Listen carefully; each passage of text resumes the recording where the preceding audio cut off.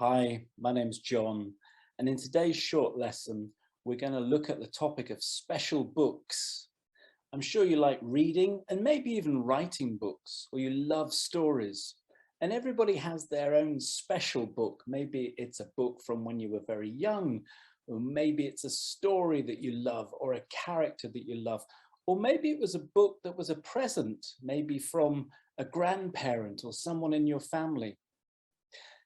Let's watch a video of someone talking about an old book that's really special for them.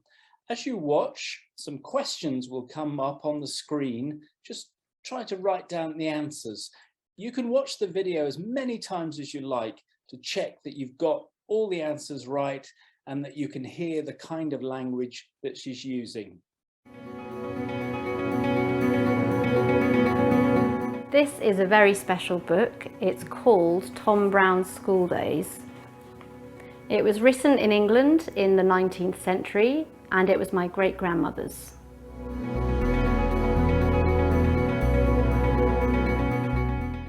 It was special for my great-grandmother because it belonged to her first husband. They were married in 1898, but he died in 1901. Her first husband was called Charles Elliston, and his teacher was called Mr. Montgomery. Mr. Montgomery gave Charles the book on July the 31st, 1890. It was special to Charles as it was his school book, and then it was special to my great-grandmother as it reminded her of her first husband, Charles, and now it's special to me because it's a piece of my family history.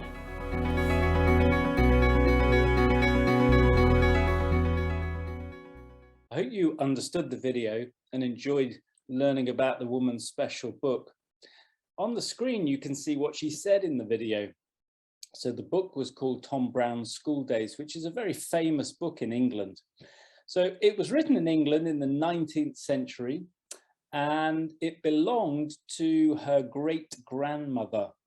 But it was special to her because before she had the book, it belonged to her first husband. Now, they were married in 1898, but unfortunately, her first husband died in 1901.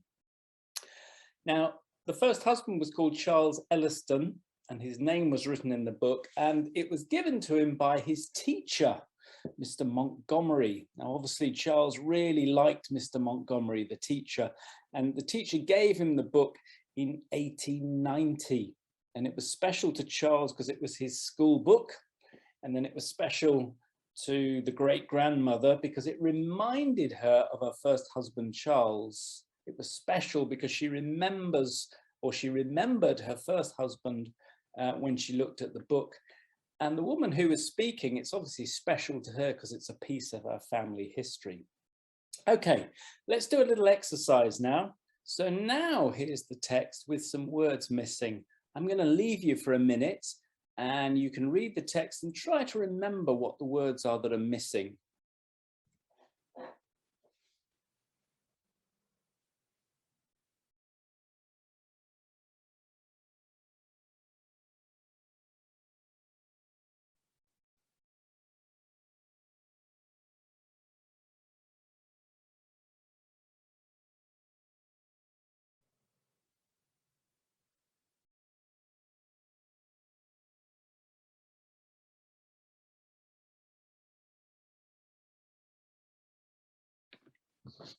Hi, if you need more time, you can pause the video. Otherwise, I'll tell you what the answers are. Let's look at the next slide. And you can see the words underlined in red. Those were the missing words. So we had words like book, written, it was written, it was special, it belonged to, her first husband, his teacher was called Mr. Montgomery. Mr. Montgomery gave Charles the book on July the 31st, 1890. And it was special to her grandmother because it reminded her of her first husband, Charles. And at the end, she says it's special to her because it's a piece of her family history. Now, maybe you'd like to tell the story of a book that's special to you. You could even make a video of it and share it with your friends. Here's some useful language from the video recording. I've underlined it and put it in red. And you get some nice phrases that you can use in your own description. Things like, this is a very special book. It's called, and you give the title of the book. It was written in England. It was written in the 19th century. Or if you want to say the name of the author, you can say it was written by someone. Phrases like, it was special for my grandmother because. So you say it was special and then you give the reason. And then in those middle sentences, you kind of tell the history of the book, the story, and you use the past simple tense quite a bit. And then notice at the end, she uses the phrase, it was special. She uses it 3 times because that sounds nice. So she says, it was special to Charles because it was his school book. And it was special to her grandmother because it reminded her of her first husband. It reminded her, it was important. It made her remember. And now it's special to me because it's a piece of my family history. So just notice how she repeats that phrase at the end as a nice kind of conclusion to the story of her special book. If you want to try this and make your own video, why not try using some of these phrases? So this is a very special book. You can use that phrase to introduce your story. It was written by, you can say the name of the author, or it was written in, what country was it written in, or what century was it written in?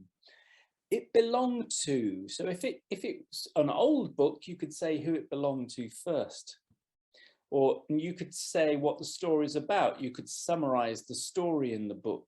And you need to say why it's special. So it's special to me because, say why it's important. Perhaps it reminds you of something, or even maybe it makes you feel something. Maybe it makes you feel happy, or it makes you feel really good because you remember certain things from the past. Okay, have fun with it. Go away and tell your story about your special book.